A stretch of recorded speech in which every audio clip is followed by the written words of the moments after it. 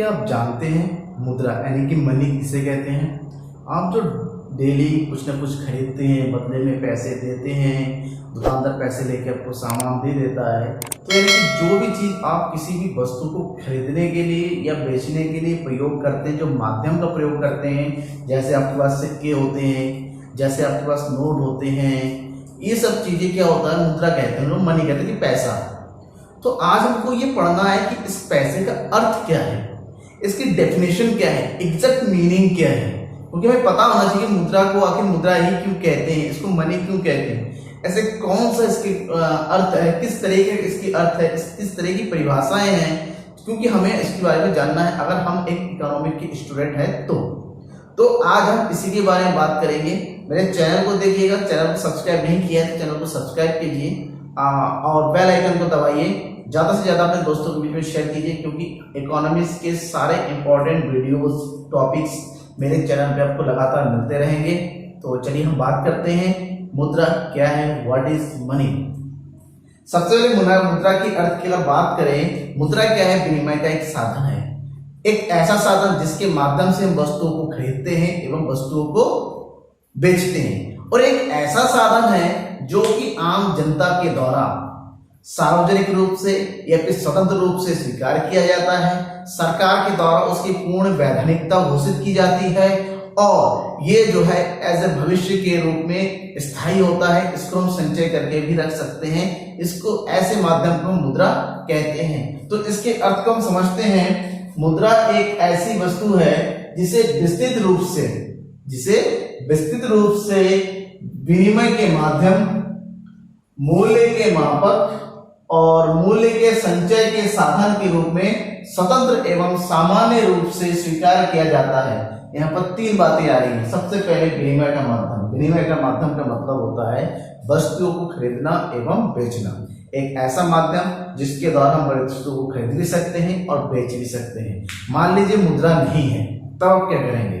पुराने समय में जब मुद्रा नहीं था तो ऐसे में वस्तुओं को बदला जाता था आपस में, एक वस्तु देकर जरूरत की वस्तु को प्राप्त किया जाता था, जिसको वस्तु विनिमय कहा जाता है, वस्तु का विनिमय करना। लेकिन मुद्रा का उद्भव हुआ, मैंने पिछले वीडियो में आपको देखा कि मुद्रा के उद्भव के होने के बाद से ये आसानी हो गया कि हम मुद्रा के द्वारा किसी भी वस्तु को कभी भी कहीं पर भी ले सकते हैं, उसको बेच भी सकते हैं। तो विनिमय का माध्यम। दूसरा, मूल्य का मापक। मूल्य का मापक का मतलब होता है किसी भी वस्तु के मूल्य को आंकना कि ये वस्तु कितने रुपए की है, इसकी कितनी वैल्यू है। जब मुद्रा नहीं था, किसी भी वस्तु का मूल्य को सही तरीके से मापना बड़ा कठिन हुआ करता था।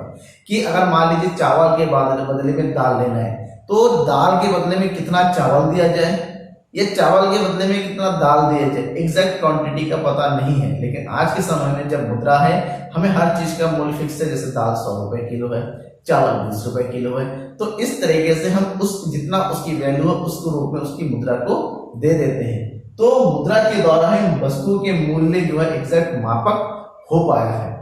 नेक्स्ट, मूल्य के संचय। मूल्य का संचय का मतलब जब भविष्य के लिए अगर हमारे आज जितनी जरूरत है उतने ही मुद्रा का खर्च करते हैं, और जितनी आय होती है उसको हम बचा कर रखते हैं ताकि भविष्य में उसको जरूरत पड़ने पर खर्च कर सके।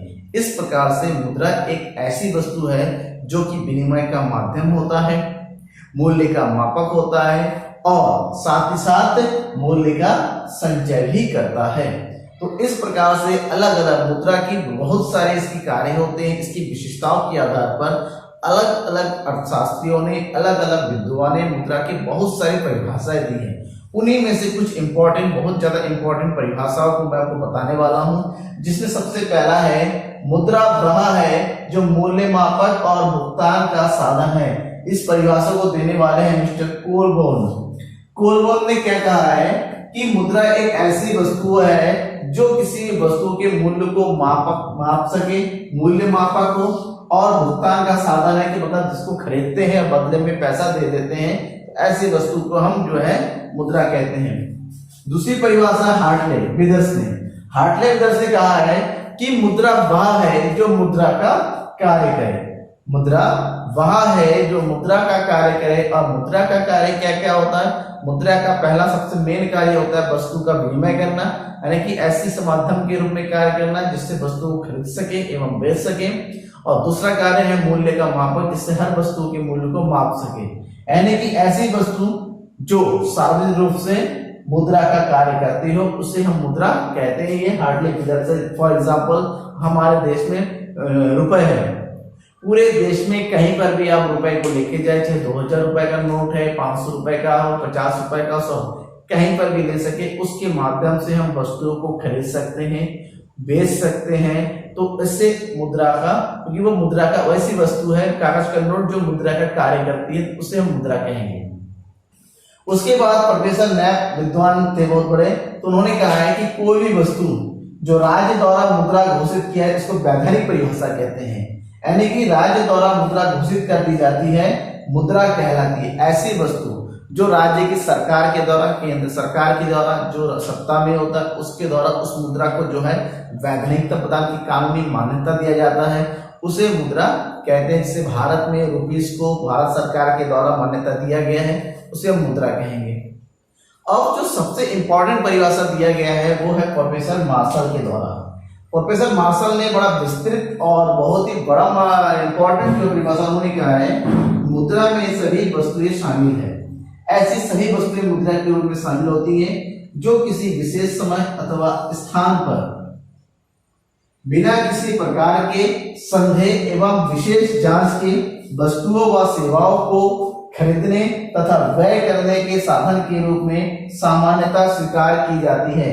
मतलब ऐसी वस्तु होती है जिसको हम किसी भी समय पर, किसी भी निश्चित स्थान पर उस वस्तु, किसी भी वस्तुओं को बिना शक व शुबा से कि ये मुद्रा है उसके माध्यम से वस्तु को खरीद सकते हैं एवं बेच सकते हैं, और लोगों के द्वारा स्वतंत्र रूप से और संदेह रहित स्वीकार किया जाता हो, ऐसे वस्तु को जो है मुद्रा कहते हैं।